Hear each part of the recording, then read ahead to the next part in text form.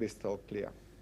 All right, so with that, I would like to thank you for taking our time, sharing your perspective on NewsX World. Meanwhile, viewers, shifting focus to more news coming in Taiwan. The bursting of a barrier lake has killed at least 14 people and has left 124 people missing. This has occurred after Typhoon Ragasa pounded the island with torrential rains and brought widespread damage to parts of East Asia as well. The barrier lake in Hualien County is in Taiwan's east burst its banks on Tuesday afternoon, unleashing a wall of water into the Guangfu township. The outer rim of the super typhoon Ragasa has been bearing down on Taiwan since Monday as its path moves down towards the southern Chinese coast. Ragasa had already toppled trees, torn the roofs of buildings and killed at least 2 people while ripping through northern Philippines, where thousands sought shelter in schools and evacuation centers. Shifting focus to other developments, Venezuelan President Nicolas Maduro has stated that the U.S. military presence in the Caribbean threatens to escalate into a catastrophic war in their continent. Militia members and government supporters marched in Caracas to show support for Maduro against U.S. President Trump's accusations of drug trafficking. Listen to what Maduro had to say. Esta narrativa falsa que pretende imponer un estado de violencia en el Caribe, en Sudamérica, y amenaza con escalar hacia una guerra catastrófica en todo nuestro continente. La agresión a Venezuela sería el inicio de una guerra catastrófica en el Caribe y Sudamérica. Y el pueblo de los Estados Unidos, la propuesta que ha llegado del primer decreto constitucional para que toda la nación, toda la república, toda la institucionalidad, todo hombre y mujer, ciudadano y ciudadana de este país tenga el respaldo, la protección y la activación de todas las fuerzas de la sociedad venezolana. Meanwhile, Chavistas, supporters of late Venezuelan President Hugo Chavez and militia members are marching in Caracas to defend President Maduro from these accusations leveled by the United States. Listen in. Aquí en el Caribe se han dado la tarea de estar ajusticiando a pescadores, a hombres y mujeres que siendo o no, cometiendo ilícitos o no, fueron ajusticiados en lugar de llevarlos a un encauzamiento judicial. Y además tendremos que hacer lo que tengamos que hacer. Una bala, un yanqui. Un compatriota nuestro tiene que acabar con la vida de uno de ellos, porque tenemos que preservar la independencia, que es el bien más preciado que hemos conquistado en 200 años. Aquí nadie va a ceder, aquí no hay traidores, aquí los traidores se acabaron con Santa. Meanwhile, in the UN General Assembly, the Colombian President Gustavo Petro has called for a criminal process to be opened against U.S. President Donald Trump for strikes on alleged drug trafficking boats in the Caribbean. Listen in. Debe abrirse proceso penal contra esos funcionarios que son de los Estados Unidos. Así se incluya el funcionario mayor que dio la orden, el presidente Trump, que permitió los disparos de los misiles contra los jóvenes que simplemente querían escapar de la pobreza. Jóvenes. Petro has hit out at Trump in his speech, highlighting and claiming that Trump is complicit in genocide in Gaza and has called for criminal proceedings into missile attacks on suspected drug trafficking boats in the Caribbean. Take a look. Trump no solo deja que caigan misiles contra los jóvenes en el Caribe, no solo encarcela y encadena migrantes, sino que permite que lancen misiles contra niños, jóvenes, mujeres y viejos en Gaza.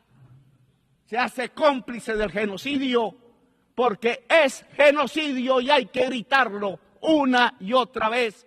Este recinto es testigo mudo y cómplice de un genocidio en el mundo de hoy, que nadie quizás conozca aquí su nombre, ni de jamás.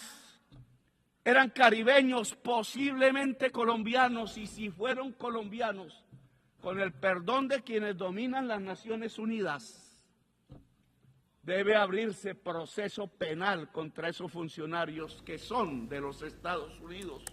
Así se incluye al funcionario mayor que dio la orden, el presidente Trump. With us on the broadcast is Mr. Ross Feingold, political analyst, joining us from Taipei. Thank you so much, sir, for taking our time speaking to us on NewsX World. Interesting developments coming in as far as the tensions between Venezuela and the United States is concerned. We do know that there's a lot of military buildup in the Caribbean, in the international waters particularly, but Maduro has now stated that these threats could escalate into a catastrophic war. Do you concur?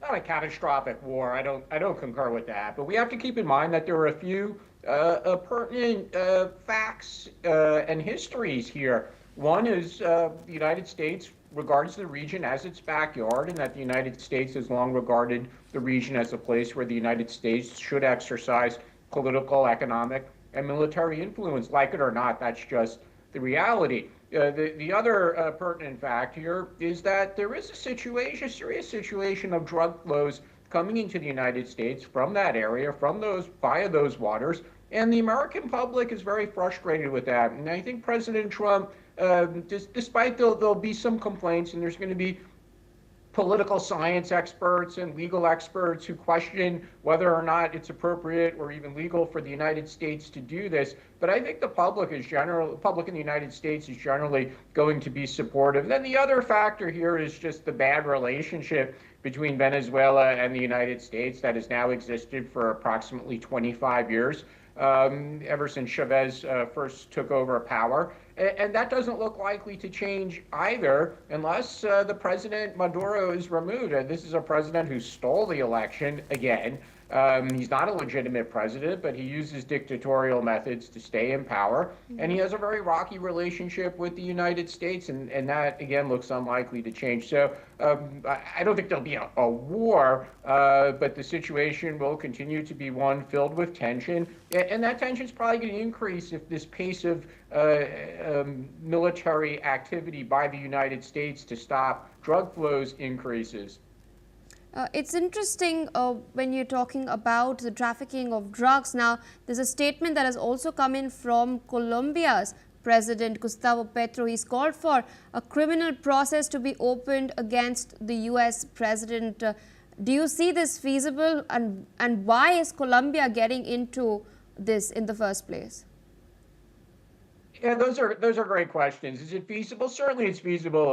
There are judges in different countries in the region or in other places around the world that have enormous power, or prosecutors, to open investigations into topics and incidents that didn't even occur within their jurisdiction. There's plenty of precedent for that. There's also the International Criminal Court, which the United States is not a party to, but they could pretty much start an investigation into almost anything they want to either. We've seen a number of examples of that in recent years. So it's certainly feasible that an investigation could begin. Is President Trump going to face prosecution? No, of course not. That's just silly. But as far as why is he getting involved, that goes back to what we were discussing a few minutes earlier, and that's the tension between the United States' view of this region being its backyard and where the United States should exercise a certain amount of political, economic, and military influence, and the pushback from leaders. It depends who's the leader of any specific country at a given time. If they're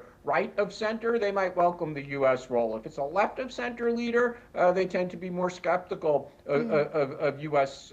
involvement in the region. And that changes with elections in different countries and who's in power. But it's certainly no surprise that there are some leaders in the region who are pushing back and are saying we should stand with Maduro in Venezuela against U.S. action like this. All right, sir, I request you to stay on with us. We're tracking some other Key developments from the United States. U.S.